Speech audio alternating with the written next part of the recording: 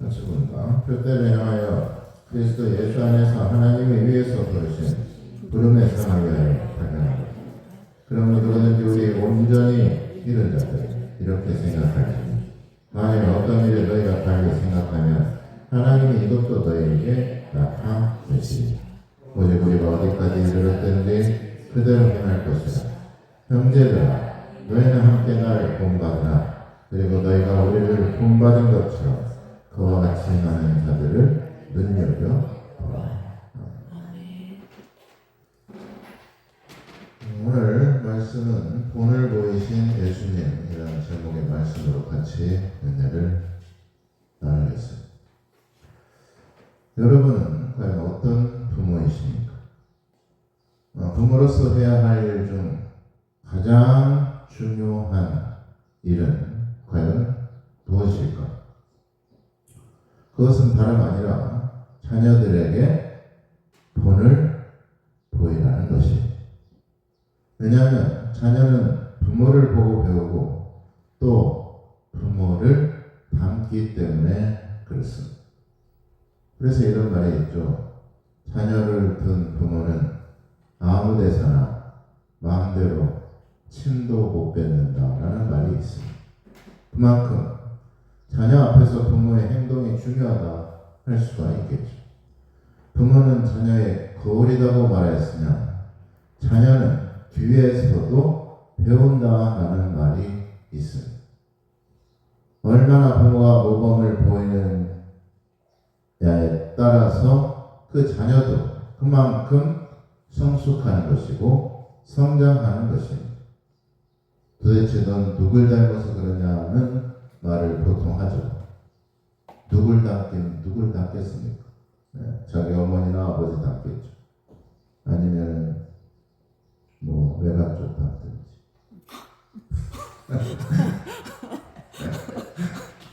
안 좋은 거는 내가 쪽 좋은 거는 친가 쪽 제 스타일이었어요. 그러면 안 되겠죠. 그만큼 자녀 앞에서 부모의 행동이 중요합니다. 유전적으로도 가족력이 있을 것이고 가장 결정적으로 부모의 행동도 또 말도 담게 됩니다. 그리고 생각이나 감정 처리까지도 담게 되는 것이죠. 그래서 항상 남 탓하는 것이 서로 책임을 떠넘기게 급급하는 그러한 보통 부부들의 다툼을 볼 수가 있죠. 부모의 행동과 말이 얼마나 중요한지 또 생각까지도 중요하다고 볼 수가 있죠. 그러므로 부모가 좋은 본을 보이는 것이 매우 중요하다고 말할 수가 있습니다. 주일학교를 열심히 다니던 한 어린아이 딸이 주일학교에서 돌아오더니 엄마에게 물었어요. 엄마, 선생님이 그러는데 이 세상에서의 삶은 천국을 준비하는 그런 삶이라고 하는데 라고 말을 하고 있는데 엄마는 아이의 말을 듣는 척도 안 하고 그저 그날 여행 갈 준비에 정신이 없었습니다. 그러자 그 딸이 더 큰 소리로 엄마에게 이렇게 다시 물었습니다. 근데 엄마는 왜 천국 갈 준비는 안 해? 라고 물었다는 것이죠. 얼마의 말문이 막혔어요. 그리고 다음 주일부터 주일 예배에 빠지지 않고 나가게 되었다는 그런 이야기가 있습니다. 어른으로서 또 부모로서 성도로서 우리는 과연 무엇을 어떻게 준비하고 또 자녀들에게 보여주고 있습니까? 부모가 하는 말과 행동으로 아이들은 그대로 그것을 보고 배우고 따라하게 되는 것입니다. 그래서 무엇을 보고 배우겠습니까? 시인 박목월 씨와 서울대학교 국어국문학과 명예교수인 박동규 씨가 쓴 아버지와 아들이라는 에세이에 이런 글이 있습니다. 환경 미화원인 아버지와 작은 보물상을 운영하는 어머니는 어느 날 고급 브랜드의 청바지를 입고 온 아들을 보면서 의심이 들어서 어떻게 된 것인지 그 아들에게 다그쳐 물었습니다. 부모의 성화에 못 이긴 아들은 버스에서 남의 지갑을 훔친 사실을 부모님에게 털어놓았죠. 그러자 아버지는 충격을 받고 내 아들이 남의 돈을 훔치다니, 그 말을 들은 아버지는 자리에 털썩 주저앉고 말았습니다. 잠시 후 정신을 차린 아버지는 환경이 어렵다고 잘못된 길로 빠져서는 안 된다며 아들의 손을 부여잡고 눈물을 훔치면서 경찰서로 데려가 자수하게 했습니다. 조사 과정에서 아들의 범죄 사실이 더 밝혀졌고 결국 아들은 법정에 소개됩니다. 아버지는 아들의 일로 마음 아파하다가 그만 그 일로 심장마비로 세상을 떠나게 되죠. 재판이 있던 날 법정에서 어머니는 울먹이며 판사에게 말하기를, 남편의 유언대로 내 아들이 올바른 사람이 되도록 엄한 벌을 내려 주십시오 라고 말을 하자 법정이 수견을 냈습니다.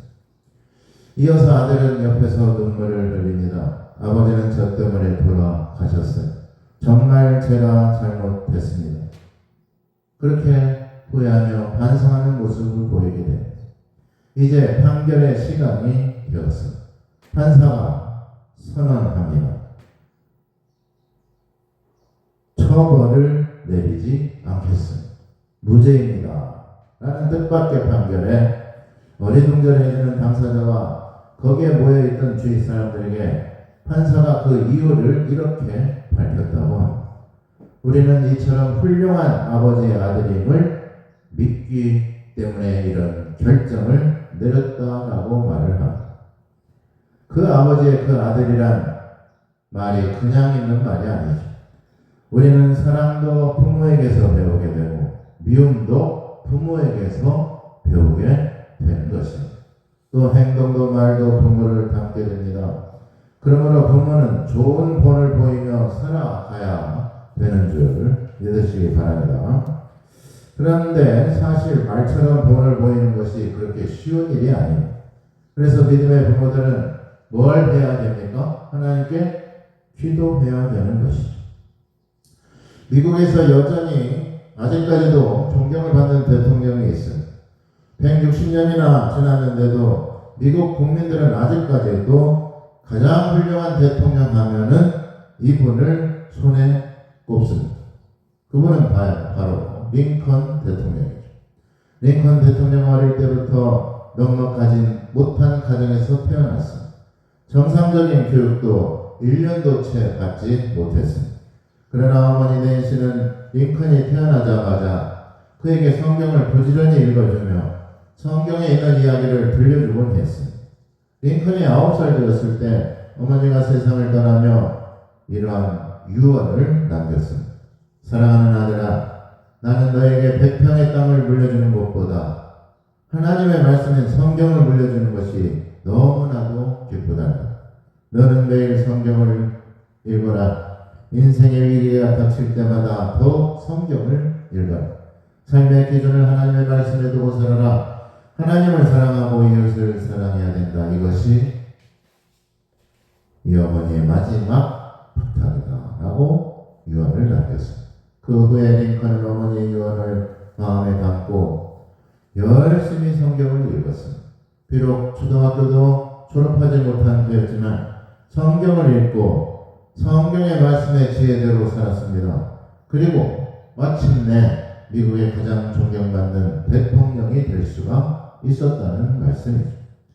또한 대통령이 되어서도 어머니의 모습을 회상하면서 이렇게 그는 말을 했습니다.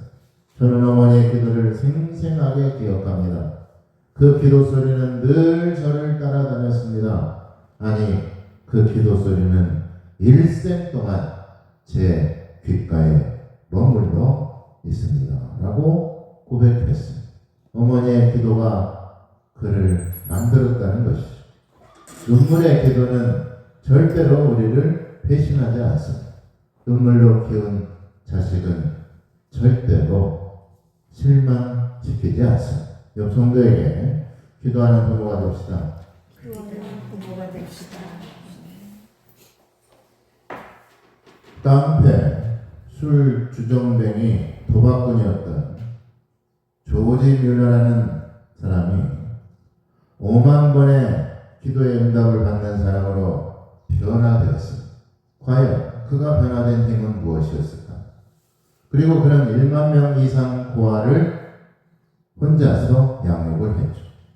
아침을 걸러야 하는 30명의 고아를 돌보는 일에서부터 시작된 작은 모임이 63년간 끊임없이 성장을 거듭할 수 있었던 비결은 오직 하나님만을 믿고 하나님께만 순수하게 기도하면서 모든 것을 공급하시는 하나님을 절대로 신뢰했던 것이 바로 성장의 비결이라고 할 수가 있습니다. 그만큼 그는 강력한 믿음의 소유자였습니다. 그러기 위해서 하나님만을 철저하게 의지했습니다. 그리고 오직 기도할 뿐이었습니다.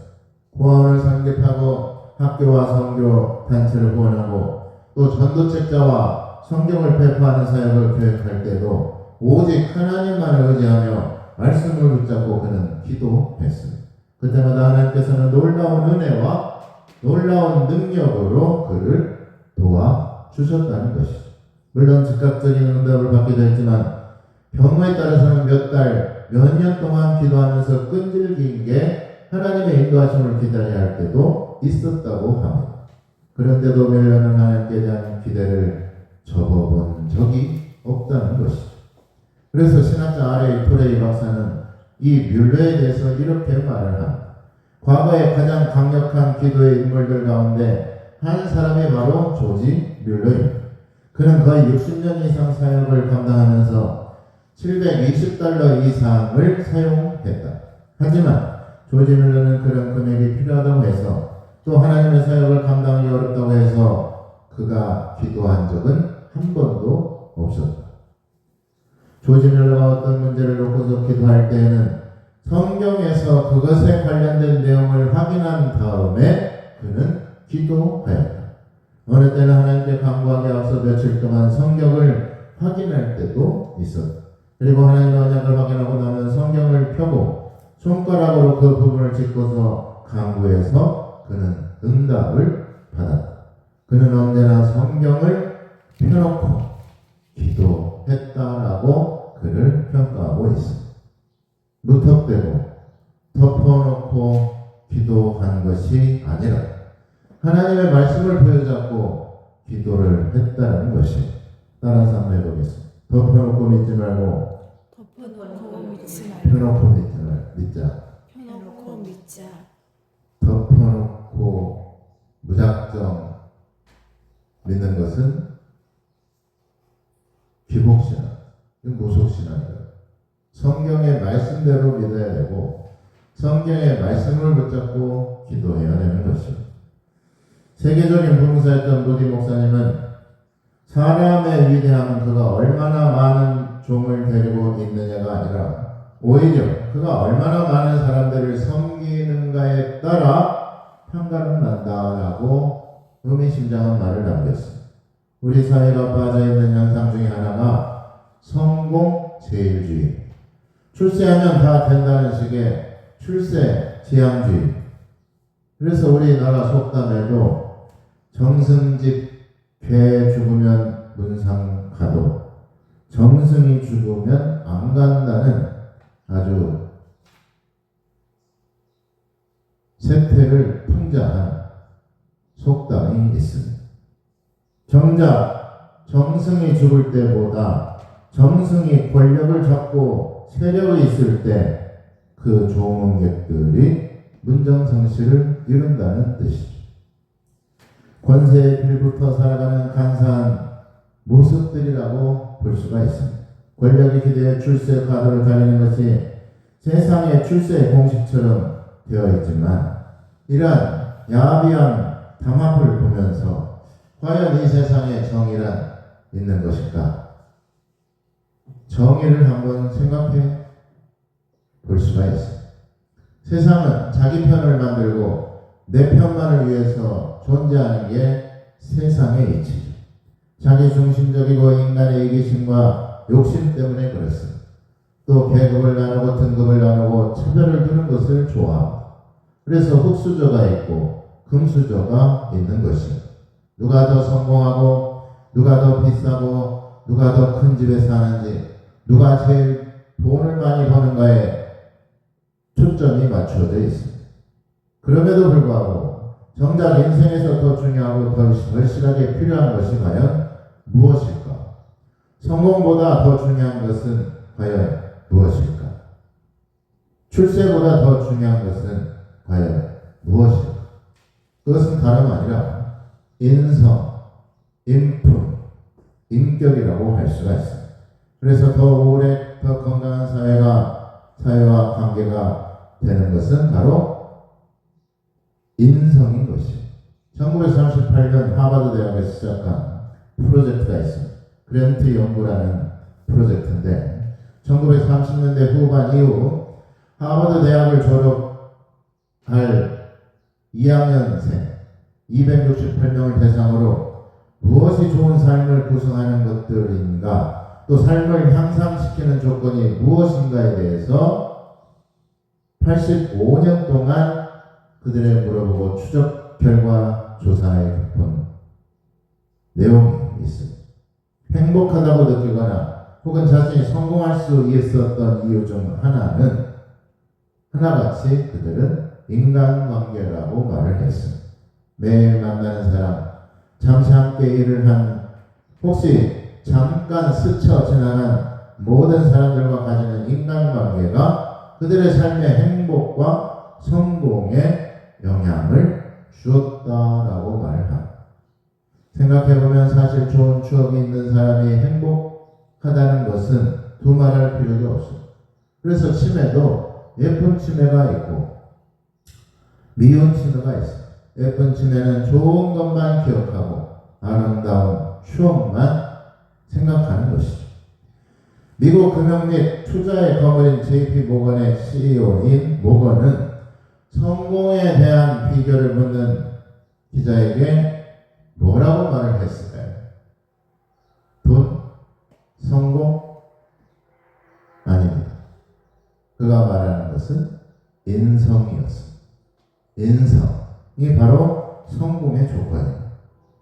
성공한 사람들의 이야기를 면밀히 자세히 들여다보면 그들의 바른 정신과 행동이 그들의 삶에 어떠한 영향과 성과를 주었는지를 볼 수가 있습니다. 또한 훌륭한 대학에서도 그들의 학풍이나 교훈이나 훈시 내용을 보면 인격에 관련된 것이었죠. 용감함, 강인함, 독립적 사고력, 겸손함, 성실함, 부지런함, 배움에 대한 열정, 노력을 강조했습니다. 이것은 모두가 다 인성과 인격과 인품을 중요시하는 데서 올 수 있습니다. 인격이나 인성에 관련되어 있다는 것이죠. 그만큼 외적인보다도 내적이고 마음의 문제에 관련되어 있다는 얘기입니다. 사람의 됨됨이야 인격이 그래서 중요하다고 볼 수가 있습니다. 그러므로 부모의 욕심과 헛된 욕망으로 자녀들이 힘들어하고 자녀들에게 희망 고문을 하는 실수를 부모들은 범하지 말아야 됩니다. 인격보다는 외적인 출세나 성공에만 초점을 두고 자녀들에게 푸시한 결과 자녀들은 점점 행복과는 거리가 멀어질 수밖에 없다는 얘기입니다. 시대가 바뀌고 세상이 좋다고 해도 우리가 결코 잊지 말아야 할 것들이 있습니다. 그래서 어느 교수님하고 제자 학생하고 대화를 하는데 그 학생이 교수님에게 물어봅니다. 교수님, 앞으로는 휴대폰이 지금보다도 훨씬 더 빨라집니다. LTE, 5G 폰도 나오고 영상통화도 서로 할 수 있는 시대가 온다고 합니다. 그 말을 듣고 그 교수님이 가만히 지그시 눈을 감더니 이렇게 한마디 했습니다. 그러면 그리움도 사라지는 거니? 라고 말을 했다는 얘기입니다. 애틋함이나 정겨움이 사라지는 것을 안타깝게 여기는 것입니다. 그리움은 사랑의 또 다른 장르라고 말을 합니다. 좋은 기억과 좋은 추억이 많은 사람일수록 행복하다는 사실을 우리는 깨닫고 살아가야 됩니다. 항상 이맘때만 되면 저희 아버지 얘기를 꼭 하는데, 저 아버지께서 고희 70되는 생신 때 자녀들이 한 방에 쭉 불러 앉았어요. 자녀들 눈에 하나하나씩 담아두면서 아버지께서 이렇게 말씀을 하시죠.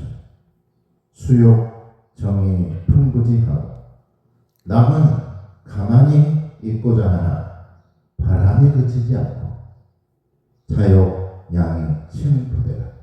자식은 부모에게 봉양을 하려고 하나 부모는 기다려주지 않는다 라고 말을 했습니다.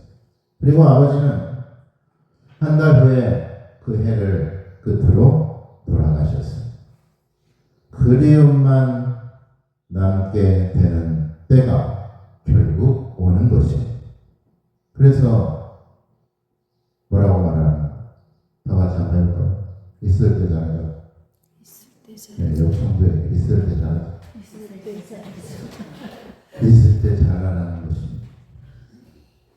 없으면은 잘하려고 해도 소용없어요. 네. 인간관계의 가장 기본적인 국룰이라고 할 수가 있죠. 있을 때 잘하라. 인디안들 격언에 보면 돈이 많은 사람은 부자일 수 있지만 잘 사는 사람은 추억이 많다. 누군가의 기억 속에서 사라질 때 그 사람은 비로소 죽는 것이다. 인디안 격언입니다. 기억에서 사라질 때 그 사람은 진짜 죽게 되는 것입니다. 사라지지 않는 기억이란 없을 것입니다. 하지만 적어도 우리가 오래오래 기억해야 될 추억이 많은 그 사람이 행복한 사람이 아닐까라는 생각을 해봅니다. 뭐든 좋은 기억을 만들고 누군가에게 좋은 기억으로 남게 되는 것이 그 사람이 과연 잘 살았다는 증거가 아닐까. 그렇다면 여러분은 자녀에게 과연 어떤 부모로 기억에 남고 싶으십니까? 엄마가 한참 저녁 준비를 하고 있는데 아이가 주방에 와서 뭐라고 쓴 종이를 한 장 건네주었습니다. 앞치마에 설거지 하다가 손을 닦고 그 종이를 얼른 받아 보았는데 거기에는 이렇게 적혀 있었어요. 잔디 깎은 대가로 5,000원, 내 침대 정리한 값 1,000원, 가게 심부름 한 값 500원, 엄마 가게 간 동안 동생 돌봐준 값 500원, 쓰레기 버린 값 500원, 좋은 성적표 받아온 값 10,000원, 마당 쓴 값 500원. 그래서 총 청구액이 18,000원이라는 청구액 계산서를 엄마한테 보여줬어요. 그리고 나서 이제 엄마의 칭찬과 엄마의 이제 보상을 기다리고 잔뜩 기대하고 있는데 엄마가 그 계산서 뒷면에다 이렇게 다시 적어줬습니다. 10달 동안 내 뱃속에서 너를 키운 값 무료. 아플 때마다 잠 못 자고 너를 위해 기도하고 간호해준 값 무료. 수년간 너를 위해 시간 투자하고 너를 위해 눈물 흘렸던 시간들 무료. 모두 다 더하면 내게 준 내 사랑의 값은 거저였구나. 내 걱정으로 가득 찬 나날들, 내 장래를 위한 염려들까지도 모두가 무료. 내게 준 진심 어린 충고와 가르쳐준 대가, 또 내 학교 교육비, 네 장난감, 음식, 옷, 내 콧물을 닦아준 일도 다 무료라고 계산서를 다시 돌려줬다는 것이죠. 여러분 보시기에는 누가 더 사랑하는 것 같습니까? 어떤 기억으로 우리는 살아가야 되겠습니까? 워싱턴 포스트 신문사에 자넷 쿠크라는 여기자가 있었습니다. 그녀는 지미의 세계라는 특종을 보도하여 필리처상을 받았는데 그 기사 내용은 이러한 내용이었죠. 한 흑인 어린이가 부모에 의해서 마약 주사를 맞고 있는 그러한 처참한 현장을 보도한 기사 내용이었습니다. 기사를 접한 전 미국인들은 슬픔과 분노에 빠졌습니다. 그런데 얼마 후에 경찰 조사에 의해서 그녀가 기사가 조작했다는 사실이 밝혀지게 되었습니다. 쿠크는 신문사에서 쫓겨났고 또 퓰리처상까지 반납해야만 했습니다. 그래서 신문 기자가 찾아와 왜 이러한 터무니없는 기사를 만들었냐고 묻자 그녀는 이렇게 말했습니다. 나는 직속상관이 워터게이트 사건 등 특종으로 퓰리처상을 받은 것을 보고 나도 출세하고 성공하고 싶다는 욕심에 욕망에 빠져들어서 그만 이런 잘못을 저질렀다라고 말을 했습니다. 성공한 사람들의 겉모습에만 집중하고 겉모습에만 혈안이 되어 있던 결과라고 볼 수가 있죠. 정직한 노력이나 눈물과 헌신은 보이지 않고 화려한 겉모습만을 본받고자 한다면 그건 오산이며 착각일 것입니다. 본받아야 할 것은 무엇일까요? 성공을 위해서 물불 안 가리고 수단 방법 가리지 않고 출세한 늘 결국 그 인생에 무엇이 남겠느냐는 것입니다. 예수님께서 우리에게 보이신 본은 무엇입니까? 사랑과 겸손 그리고 섬김과 온유의 모습인 것입니다. 제자들의 발을 씻기신 모습은 선생으로서 제자들에게 보이신 것은 권위와 군림의 모습이 아니었습니다. 그것은 겸손과 섬김의 본을 보여주신 것입니다. 십자가에서 세상의 죄인들을 구원하시기 위해서 죄 없이 십자가를 지신 것은 예수님께서 우리에게 사랑과 헌신의 본을 보이신 것입니다. 희생 없이는 사랑이 완성되지 않는다는 것을 우리에게 뚜렷하게 본을 보여주신 것이죠. 또한 섬김과 겸손 없이는 세파에 이리 치이고 저리 치이다 보면 아무것도 기억되지 않고 다 잊혀지게 되는 세상이지만 우리에게 섬김과 겸손이라는 본을 보이신 예수님 때문에 우리들은 그 좋은 기억과 추억으로 살아갈 수가 있습니다. 우리는 본받을 것을 본받아야 됩니다. 또한 비교할 것을 비교해야 되는 것이죠. 비교하면은 불행해진다는 말이 있어요. 그래서 재밌는 얘기가 있죠. 개와 달리기 하면 안 되는 이유가 있어요. 개를 이기면 어떻게 되냐? 개보다 더한 놈이 되는 것이죠. 또 개한테 치면 어떻게 됩니까? 개만 또 못한 놈이 되는 거죠. 개와 비기면 뭐가 될까요? 개 같은 놈이 되는 거죠. 개와 비기면 우리는 과연 누구와 비교하면서 살아갑니다. 본받아야 할 것을 본받고 닮아가야 될 것을 닮아가야 된다니 예수님의 겸손과 온유를 담고 예수님의 사랑과 헌신과 섬김의 모습을 닮아갈 수 있기를 소망합니다. 과연 희생의 사랑은 무엇이고 겸손과 온유와 섬김은 무엇일까? 섬김은 과연 무엇일까? 이해하고 또 이해하고 그래도 이해하는 게 바로 섬김. 공감과 위로와 배려가 있는 나뿐만 아니라 이웃의 삶까지도 깊숙이 헤아리고 도움을 줄 수 있는 삶이 바로 사랑과 헌신이 있는 삶이죠. 겉으로가 아닌 마음 깊이 감사와 존중을 갖고 살아가는 은혜 베푸는 삶이 바로 겸손하고 온유한 삶인 것입니다. 사랑과 인내가 깃들어 있는 것이 바로 헌신의 삶이죠. 내가 아닌 상대를 높이고 세워주는 것이 그것이 바로 겸손한 사람이고 섬김의 모습인 것입니다. 예수님의 사랑과 헌신을 담고 예수님의 겸손과 온유와 섬김의 삶을 본받아 살아가시기를 예수님의 이름으로 축원합니다. 기도하겠습니다.